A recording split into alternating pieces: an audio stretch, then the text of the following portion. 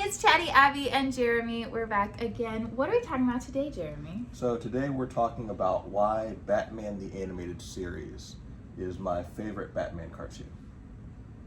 All right. Why is it your favorite Batman cartoon? So one of the reasons is because of the way they portray Alfred and Robin. I like that a bit better than they do it in other cartoons. So they kind of each have their own dedicated episodes of sort of a story about them, and Batman's sort of related to it. Well, yeah, I definitely didn't like Alfred in The Batman. Mm. I found him, I don't know. I don't even know if I could describe why I didn't like him. But he'd come in and Robin would be playing video games or something. He'd be like, Master Robin. And I'm just like, ugh, I dislike you. Why are you like that? But also I was very attached to Alfred in the Dark Knight series. Because Batman was so all over the place, and Alfred just seemed like, he was his only family, and he was such a stabilizing fatherly force in his life. And I really liked that aspect of that character, versus in the Batman, he just seems like a pretentious servant. And I just can't figure out why you even have him in the story then. So he's kind of part father to Bruce, Yeah. / sort of mentor to Batman almost. So Right. it doesn't really come up that often, but it's kind of like you understand why he would get like, okay, so if Bruce is going to be Batman, these are the things he needs to do to be okay, because I went through this myself. So then him being like the butler or the servant is almost a cover story as well. Right. That is so cool. I love that idea. So much better than he works for me. Yeah. And another reason is because a lot of the Batman cartoons, because Batman has such iconic villains, a lot of the cartoons, even the Batman, which I really like, is more about the villains than it is about Bruce Wayne and Batman, whereas Batman the Animated Series has the iconic villains as well as really delving into Bruce's psyche. Like there's a number of episodes where he thinks about giving up being Batman, or it talks about how he decided to become Batman and to overcome his own fears. Very similar to how Batman Begins does it. So Batman Begins and a lot of the episodes in Batman the Animated Series draw from the same comic books about, why did Bruce decide to become Batman? Why does Bruce continue to be Batman even though it's clearly destroying his life? And they really delve into that in this cartoon. Right, but I felt like in Batman Begins, it's really clear, like, okay, it's destroying his life, it's hard on him, he's beating up his body, all these bad things. But also, like, what's Bruce Wayne's life? Yeah. Being the Batman is the only thing that actually has meaning.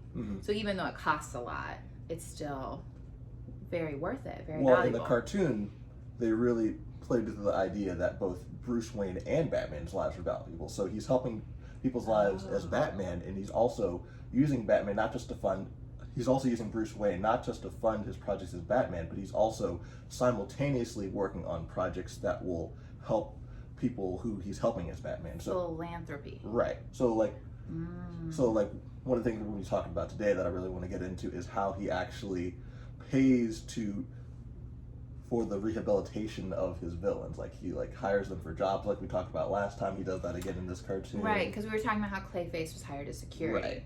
And then we did watch a couple of Batman the Animated Series episodes this week. And I did watch where he hired the puppet guy. Yeah, the ventriloquist. The ventriloquist.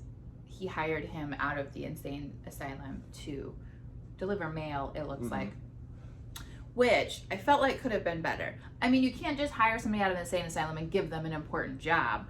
But also, it's very clear he was like a genius. Yeah.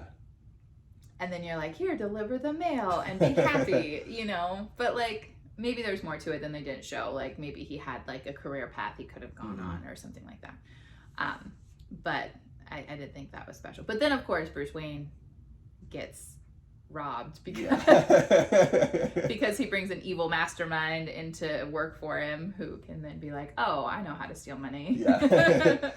And I think we also, when we were talking about the ventriloquist and just other conversations we're having about how, it would be really cool if Bruce Wayne paid Two-Face to have the operation to fix his face, because part of his... Especially since his identity was so wrapped up in that. Like, some plastic surgery might have done him a lot of good. And while I was, like, going through my episodes, I found out that actually was an episode in Batman the Animated Series. Really? Yes. They have that whole plot line? Yes. I always think I've come up with these amazing things, and then I discover they've already been done. Yep, so there's an episode where Bruce Wayne actually pays for Harvey to have the operation to get plastic surgery to get his face fixed, but Two-Face ends up kidnapping Harvey and leading Batman on a wild goose chase while he tries to destroy Harvey's life again. That Joker's trouble. No, Two-Face. Two-Face Because kidnaps...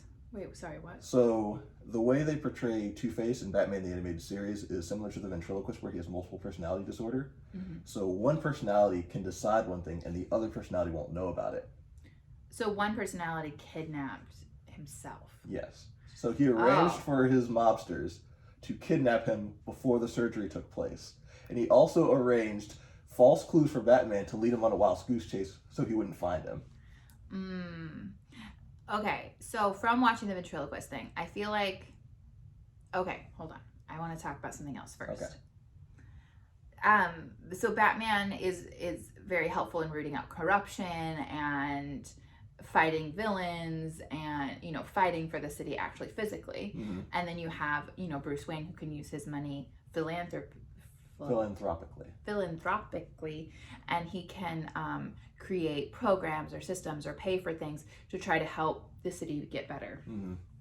And I think both are very valuable, and I think you can bring a lot of good to a city through whatever means you have, and I think it's cool that they show both sides of that.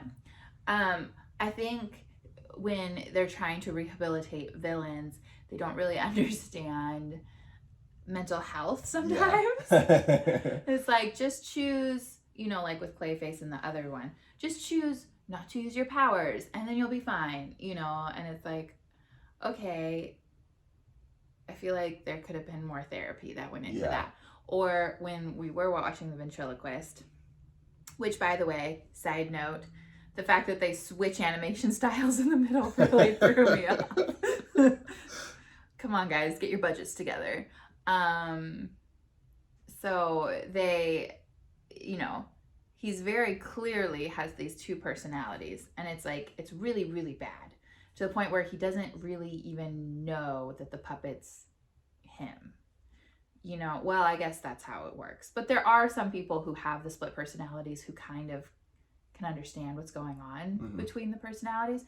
But like, to the point where, you know, one of him is trying to kill him, you know, because he betrayed him or whatnot. And, you know, he bosses and abuses around one side of himself.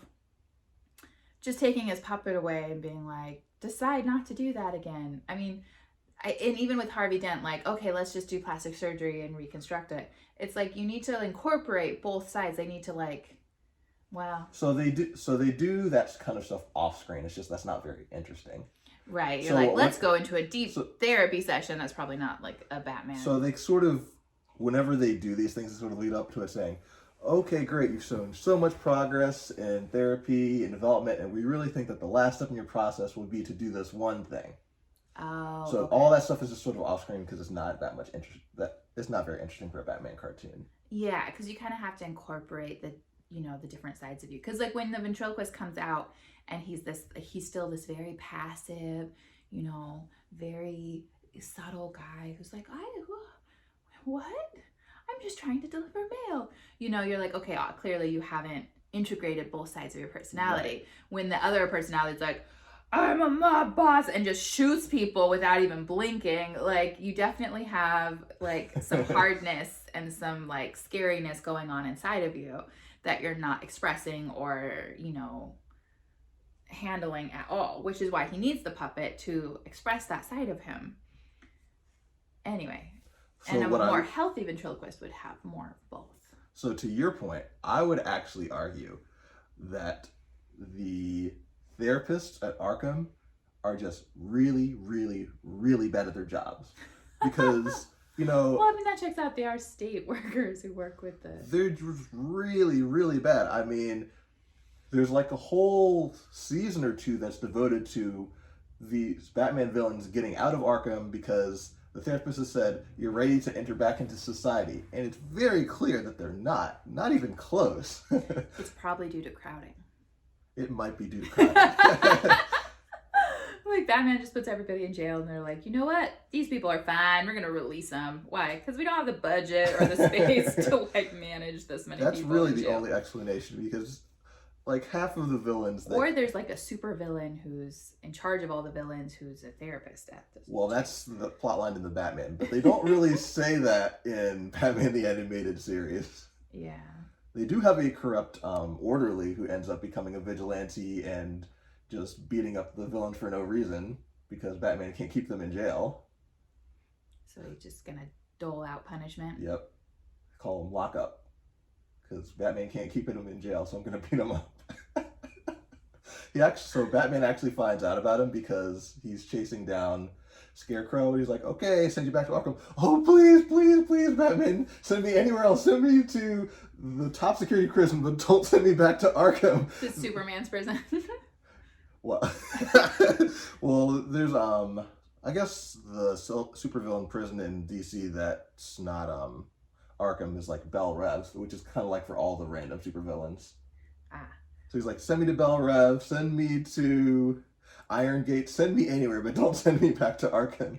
And so as Bruce Wayne, he kind of does an investigation, like, so I mean, Scarecrow's crazy, but he seems really scared about something that's going on in Arkham. I think might be something wrong. And so the guy that's abusing the Arkham prisoners actually gets found out and gets fired. And so then he becomes a vigilante, beats up the villains who have escaped, and doesn't send them back to Arkham because Arkham can't keep them locked up there. And he also goes and does a revenge mission against everybody who got him fired. Oofda. Yeah. I mean, I think the problem in what's Bruce Wayne's city? Gotham. I think the problem in Gotham is just rampant mental health issues. Yeah.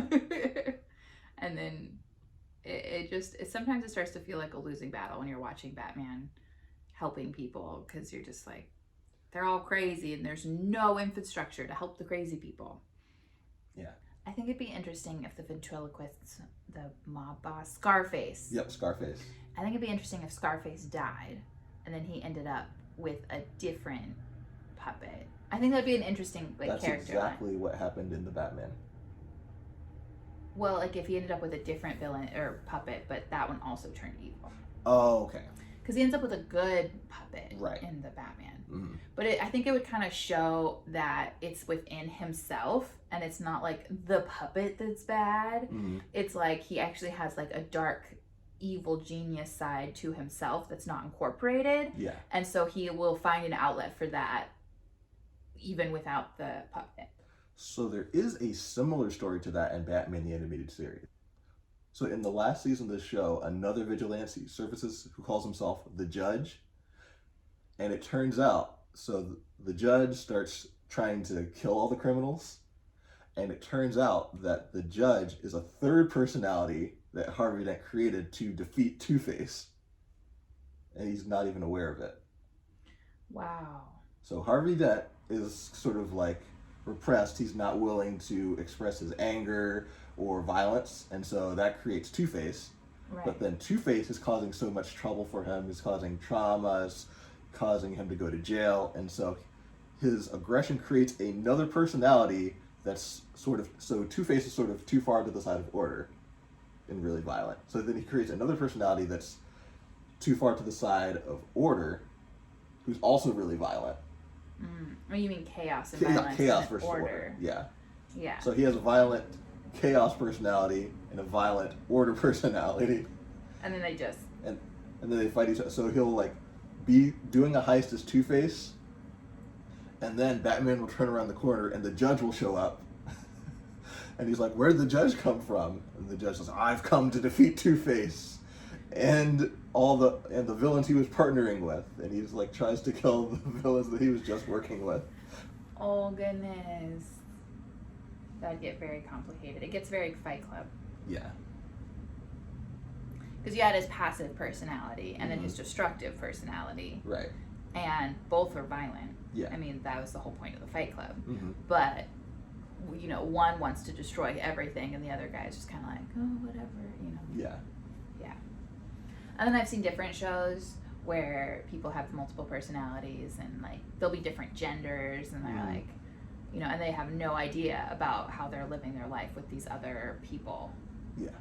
Sometimes there'll be a personality who's aware, but anyway, there's this one show I watched where this guy had a female personality, and I think he had like 3 or 4 different personalities. The female part of his personality wanted to get a sex change. Oh. And one of his male personalities found out about it.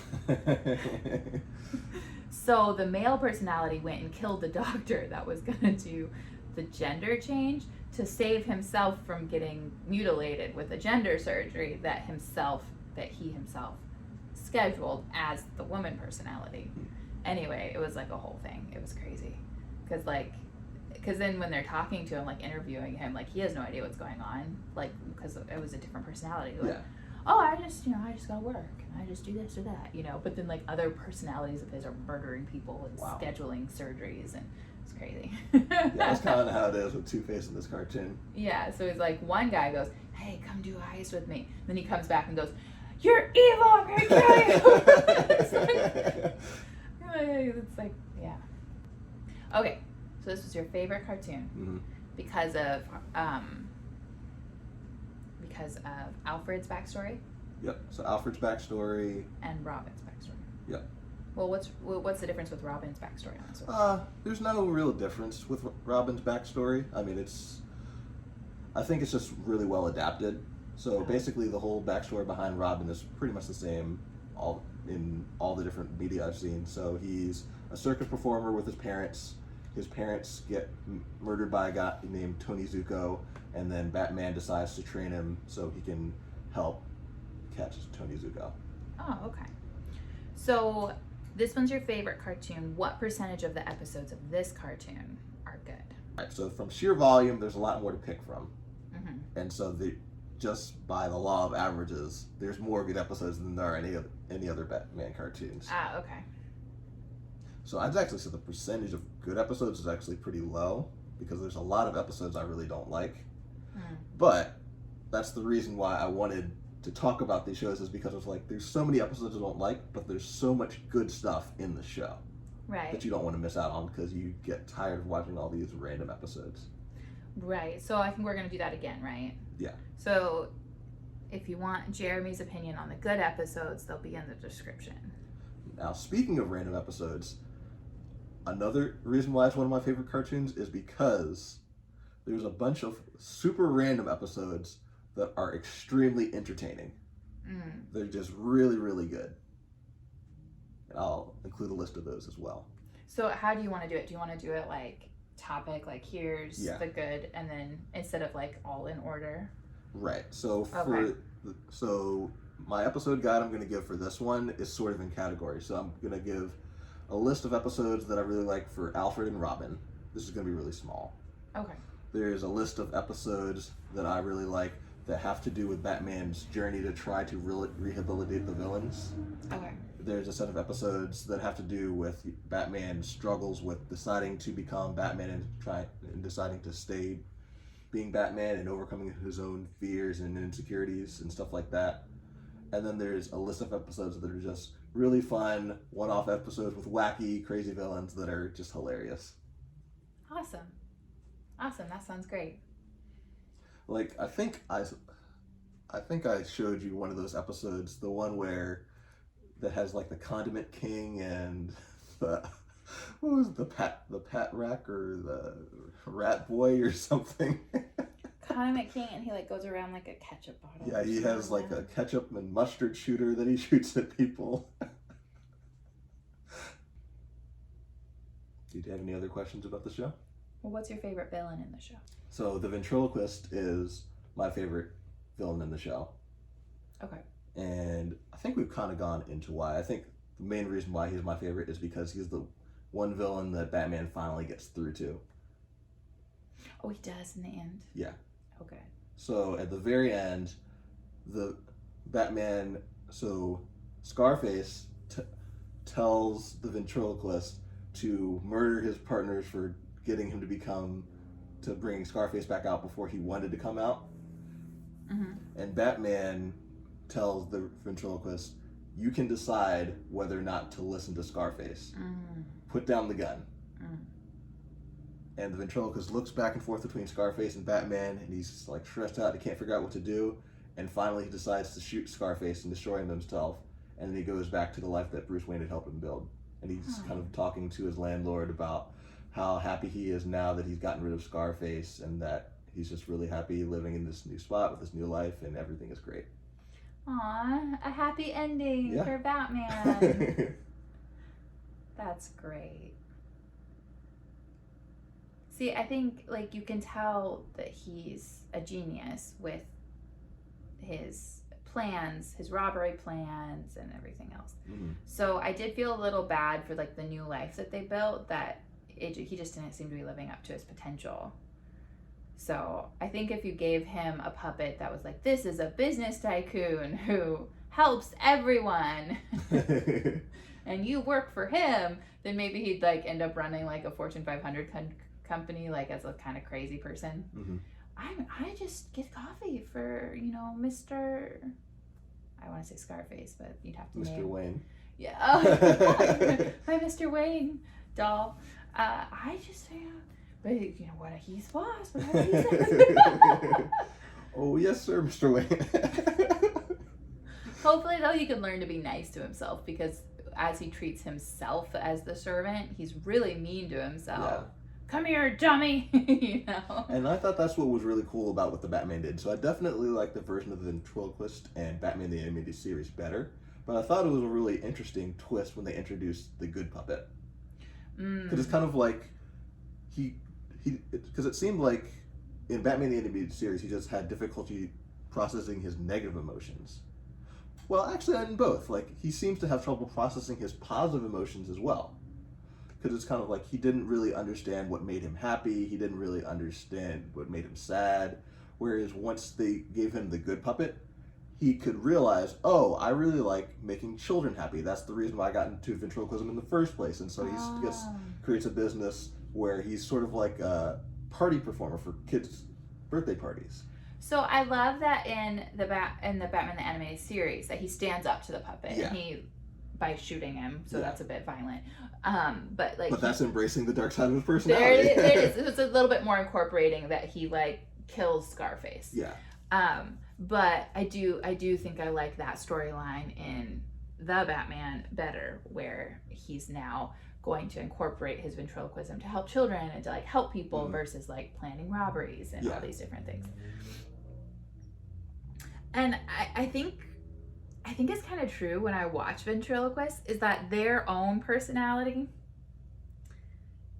seems like really subdued, much more subdued and quiet than like the average person, I would say. And then they bring out their puppet and they just like channel all their creative energy into bringing the doll to life. Yeah. You know, and the doll seems more real than they are. And I feel like that's like an actual common trait for ventriloquists. Like when you watch the talent show competition. America's Got Talent. Yeah, America's Got Talent. The girl who would sing with her puppet and stuff. She's actually a really quiet, shy girl. And they're like, I don't know, she started doing, like her parents were talking about, like she started playing with these dolls and she like came to life, you know.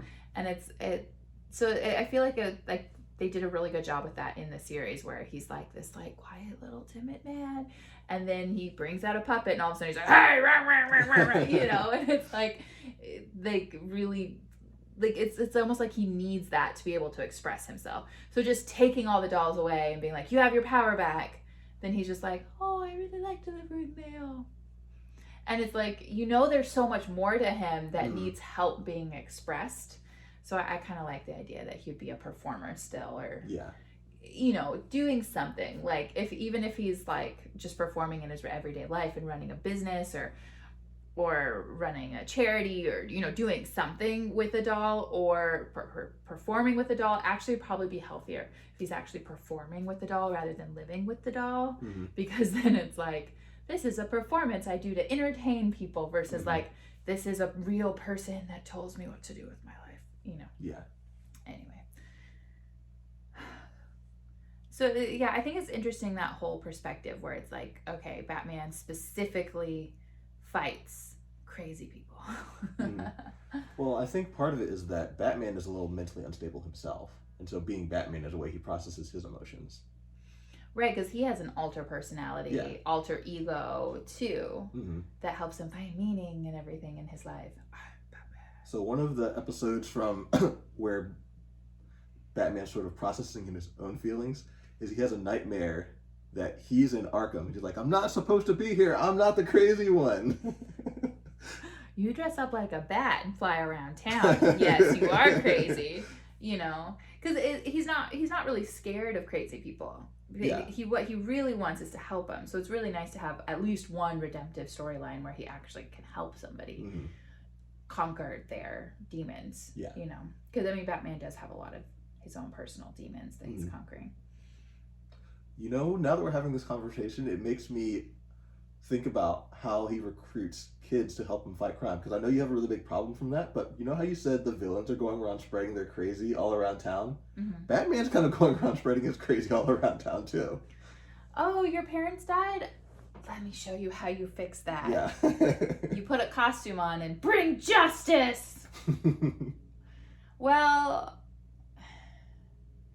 okay. I don't know why I have such a big problem with it, because I like children heroes. Like, I like Hunger Games, and that's children fighting to the death. I like Young Justice. I like Young Justice a lot, yeah. But there is something so creepy about this adult male with this little boy, and he's like, let's go, you know, like, he's like, come on, the city needs us. And he's like, oh, I'm playing video games, come on. I'm like, okay. Maybe it's just because I'm older now and a parent now, where I'm just like, wait, why is he taking the 9-year-old to fight the supervillain? Why though? You know, or the teenage girl. Why out of the entire city are these the people who are helping you? You know, because it's like Alfred stays home. You know, the older man who in this cartoon has experience fighting. He doesn't take him out on the streets fighting. No, he stays home and looks at the computer screen. In this version, there's another so my least favorite Batman cartoon, Beware the Batman. So Alfred has a military background in that one as well, and he actually does take Alfred with him to go fight crime. Because it's like, I understand the need for a sidekick. So like Sherlock Holmes, you know, he tends towards being crazy. So he's genius, little edge of crazy, and addiction, right? And so he has a very stable, solid friend, John. Who, or Joan, if you're looking at the other elementary version, who he takes around with him, who's just a really solid, steady person who has some PTSD from actually being in war, you know, so he's also like very equipped with that kind of thing. So I feel like if you looked at the Batman and you could think of Alfred as his John, right? Where he's just like there, understanding the whole story, witnessing it with him and helping him keep him stable. Did you eat today? Did you sleep? Okay, you have a function tomorrow that you have to go to because you're also Bruce Wayne, you know. Like, I feel like that's like an actual like real solid personality. Where what I can't wrap my head around is you adopt a kid who was orphaned, same as you, and then you're like, let's fight crime together. Like I just, for some reason, when I look at Robin in Young Justice, it's like it's his own personal, you know, maybe it's because I haven't seen the actual episodes that lead up to him. Because it's just like, I see the end result and I'm like, how would that happen? Because it's like when I'm looking at Young Justice and it's Robin who's like in charge, which is super funny because everybody else has all these like superpowers and is indestructible, which then makes sense to me.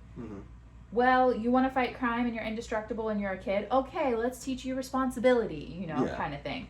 And that's kind of what Young Justice does. But then you have Robin, who's not indestructible, doesn't have superpowers, and is just like, just a really smart kid who's like obsessed with solving problems. And he like actually brings the team together, and he like actually support, you know, and he actually like makes a lot of sense in that show.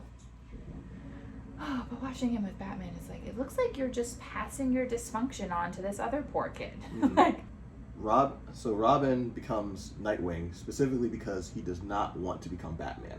Like, he looks at Batman, he's like, I really value all the things you taught me. I really value that you trained me, but I'm not going to turn into you. Yeah, I've seen where your path leads. Yeah. It doesn't look fun down there. It's great to help people, but you can't get to the point where you become so obsessed and crazy that you can't live life at all.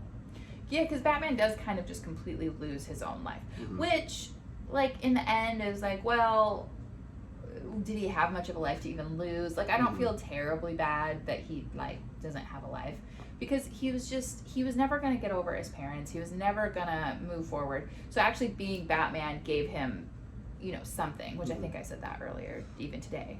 Well, I think... But, like, Nightwing has so much more to live for, you know? He could actually, like, be somebody.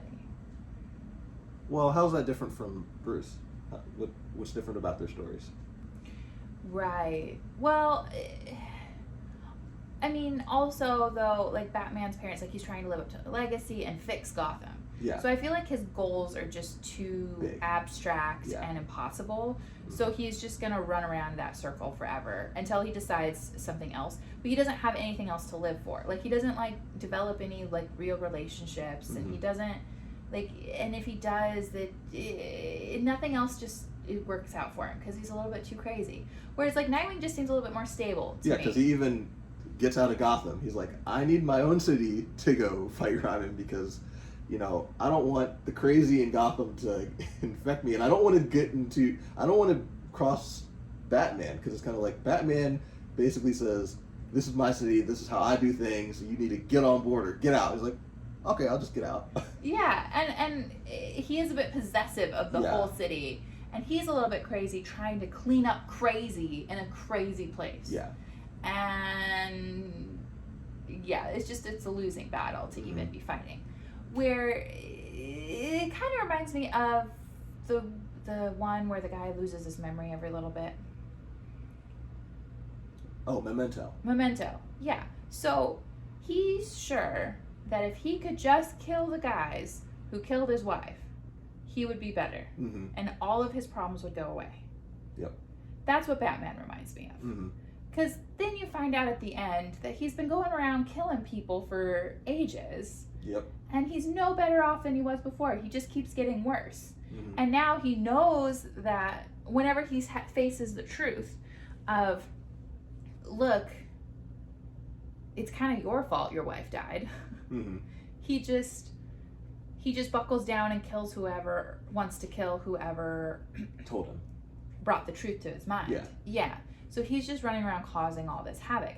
And I don't think Batman's like that. I'm not Right. saying it's that bad, but I think it's kind of along the same lines. It's kind of like he's sure if he could just do this or just do that, he would be happy. Mm-hmm. Which kind of reminds me of mental illness in general. People are like really depressed and they're like, if I only had money, I would feel better. And then everybody tells you, Well, once you make it, you're successful, you're rich, you're popular, it kind of exasperates your mental health issues. It doesn't make it better. well, in Batman Beyond, which is the sequel to Batman the Animated Series, where Bruce is a lot older and he's mentoring a new Batman, he's kind of just decided, I know I'm never going to be happy, but I'm still not giving up my delusion. Yeah. Yeah, and so that's kind of what my whole point, too. Yeah. It's like, I don't think, he's not hurting anybody. He's bringing a lot of good. It's a losing battle, and it's like, but then it's like, that's why kind of my point of like, he's chosen this path, and he's like that kind of person. Well, I made up my mind. So even though I can tell that it's not going to work out how I want it to, I'm never going to change my mind. You know, like, you could never turn Batman evil, ever, because he never changes his mind. And he's decided that he's going to fix Gotham. Mm-hmm. So he's just going to be beating his head against that wall for the rest of his life, till he can't anymore. That's just what he And decided. when he can't, he'll get somebody else to do it. Right, so then I think it's really, like, I just feel like Nightwing's a lot healthier in his mind. And he can look at that and be like, wow, thank you for everything you did for me. I can see the good you brought.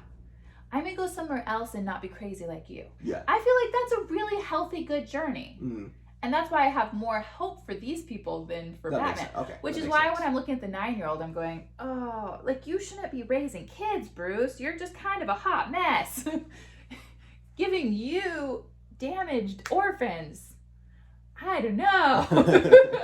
It's probably better than like an orphanage. I don't know if he had any better option. I mean, and we don't all get perfect parents who are gonna, like, nobody gets perfect parents who are gonna do the best thing. The fact thing. that Nightwing could come to that decision shows that Bruce did something right. It might not have even been intentional, but he had to have done something right. Right. Well, and he also had those first years with his original parents. Actually, too. You know what? He had the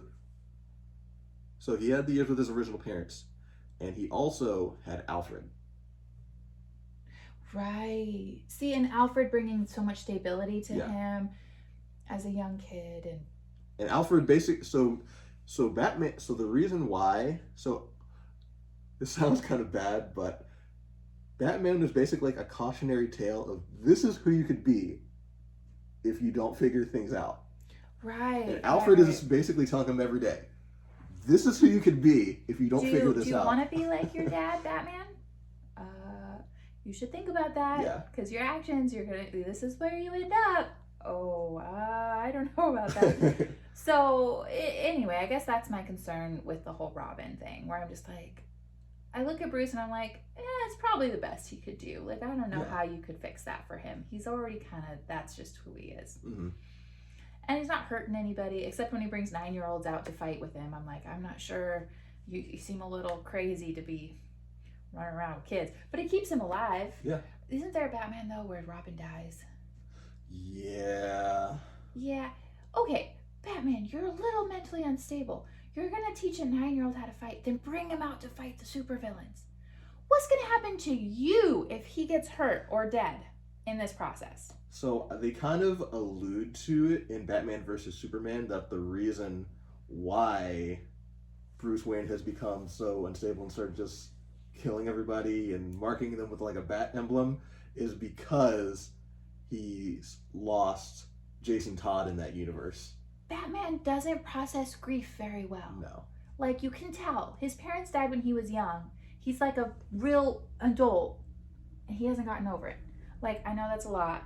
I haven't had to process my parents dying. I'm not saying I would do better, but I'm saying I've known of people who've lost parents at a very young age who processed it better than Batman did, and like healed and became very, very cool people.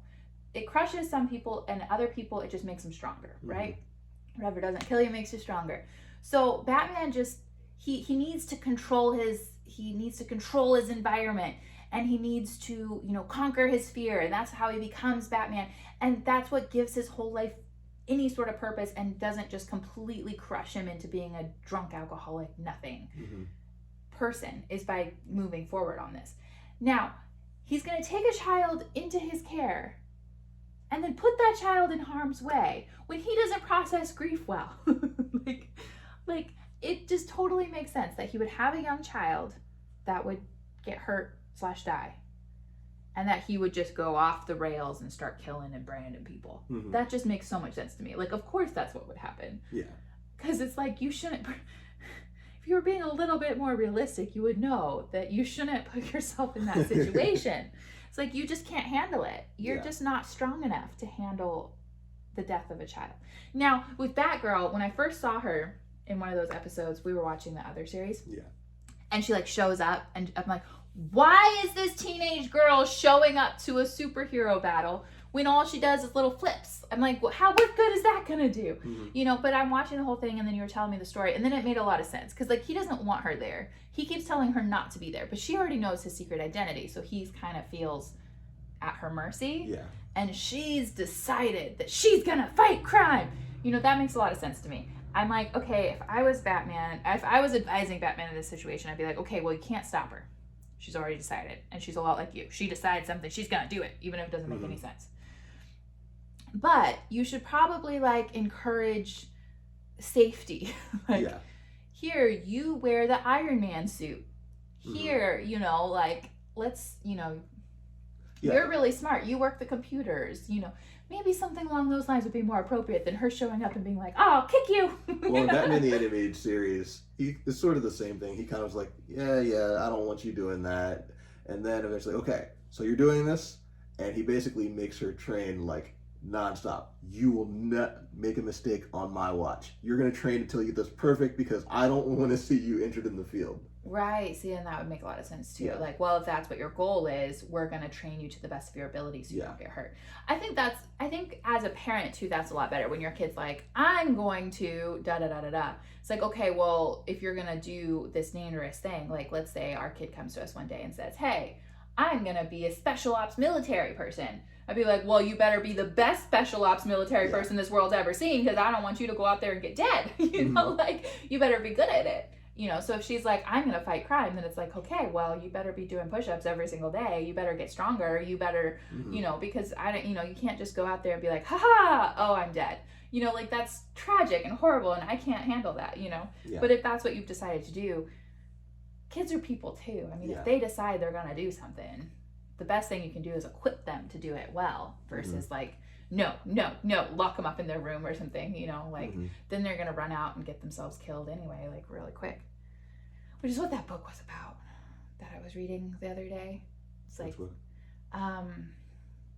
the Charter House of Parma or something. Oh, okay. The 16-year-old kid's like, I'm going to go to war. And he tells his mom that and she's like, here's some money. And he like leaves to go join a war when he's 16 and he gets imprisoned and locked up and almost dead like 15 times on the way to the war because he doesn't know what the heck he's doing. He's a naive 16-year-old kid who's never experienced anything in life. Like if my kid's like, I'm gonna go to war right now, what?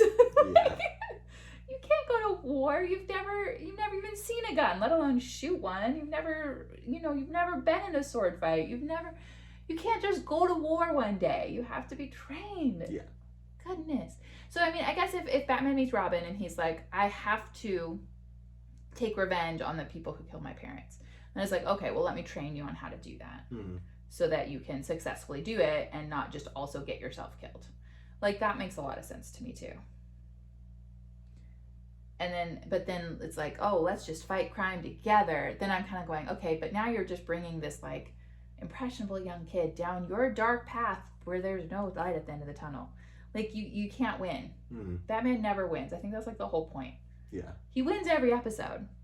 But there's like, he doesn't kill anybody. He puts them in jail and they immediately get out because the whole system's broken and there's not really any plan to fix the system. So anyway, what are we talking about? Batman the Animated Series. Okay, and we're doing that? Yeah. I had plans that I was just going to go on a rant about the ventriloquist, but I brought up topics about this show that you really reacted to, so that's sort of the direction it went. I basically said, these are the reasons what I was going to do is I was going to say, these are the reasons why I like the show from least to greatest, and then the greatest reason why, let me explain why. Yeah, doing it with me, then it's like, I mess everything up because my brain goes somewhere else. But that's good. That's why you're here. Ah, okay. From least to greatest, why you like the show? What you were thinking about saying? Well, no. So there are 4 reasons why I like the show, which were the 4 categories. This is the least important. This is the second. So this is the most important, the last one I was going to say. Second most important, the second to last I was going to say. Third most important, the second thing I was going to say. Least important was the first thing I said.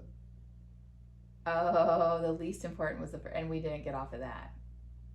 Well, no, we kind of touched on all of them, honestly. Did we? Yeah. Oh, good, because the first one was talking about Alfred and Robin. So I talked about Batman's quest to sort of process his own grief, which we talked about a lot and combined with the first one. Yeah. The third one was just the random funny episodes. Yeah. And then the fourth one was Batman's quest to rehabilitate the villains. Oh yeah, so we did. We went in depth on all of those. Yeah. And so, the only reason I organized it that way is just because I hadn't shown you the episodes for all of them, but I sort of talked you through them, and I can, if you want, I don't know if it's necessary, but I can show you the episodes I was talking about. But I was planning on saying, okay, I showed you these ones, so now we'll talk about these ones, and then I'll show you these ones, and then we'll talk about these ones. But we kind of just talked about all of them. Yeah, my brain doesn't work like that. So I think what I'll do... You know how they're talking about women's brains are all like... Yeah. So I think what I'll do for the next one is I'll just plan out what I want to do, and then I'll just show you all of them. Okay, I'm really into cartoons right now, so Yeah. it probably will really work. Because I actually really enjoyed watching. Because there's not. The only thing that really bugged me about watching those cartoons this week Mhm. is that how different the characters look between the episodes. That's the only thing. I'm like, what are we even watching? The animation stuff, but there's nothing anybody can do about that. So. Well, I was really thrown by the fact that you couldn't tell the difference in the animation styles between Batman the Animated Series and the Batman. I was like, there's 15 years of difference between these cartoons, and you can't tell the difference? I don't know. It's Batman. I could tell the difference between the 2 episodes of This Is What the Ventriloquist Looks Well, Like. yeah, that was a very drastic change. So you basically have these highly paid animators who like probably used to work at like Disney when it was first started, who were like hand drawing everything, and everything's like super detailed. And then they switched, we don't have money, make it rounder. And then it looks like what I would draw if I was gonna be like, here's a ventriloquist, and like his hair is like some like little lines. Homer Simpson for being a bald head. Yeah, and then it's like, oh, and here's your puppet, and and it's like, it went from like a comic book to like a line drawing. Yeah. Yeah. No, I could tell the most drastic change was how Catwoman looks before and after. Like, most of the characters, I was like, that kind of looks weird, but I can get used to it. I could never get used to it. It's like the difference between the character looking like a woman wearing a cat suit versus like a hand puppet. Like, is that drastic a difference? Oh my goodness. That's funny. Like, she didn't even look like a person anymore. Ugh. I don't understand how that happens. Oh, our funding got cut. And it's like, okay, well, like I said, this was a cartoon that was going on for a really long time as opposed to the other ones. Yeah. At that point, should they have just, shut down the whole show? But I also really appreciate the episodes they did make, so maybe they did the best they could. And I think another thing that came into that decision was the fact that they were trying to like create so you know how you have the whole MCU where all of the little characters are connected? They were combining it with Superman the Animated Series, and that had a much cheaper animation staff, and they wanted the animation styles between those cartoons to mesh as well.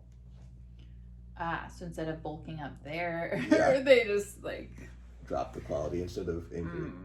Yeah. Because so like the Batman says, okay, here's Batman by himself, then Batgirl joined, then Robin joins, and then Justice League is introduced. And they basically did the same thing, but it was different shows. So they have Batman the Animated Series, and Robin just kind of shows up randomly. You don't really even know why he's there. He's in some episodes, and he's not in other episodes, and there's really no explanation why.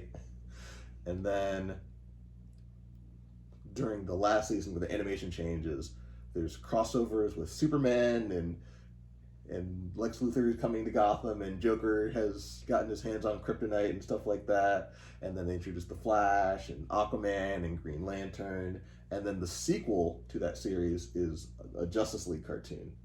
So it's a whole new cartoon that's a sequel to both Superman the Animated Series and Batman the Animated Series. Okay guys, if you got all the way to here, thanks so much for watching. If you want Jeremy's recommendation on Batman the Animated Series show list on how to watch it, check down in the description. Thanks so much for watching. Bye! Love you guys!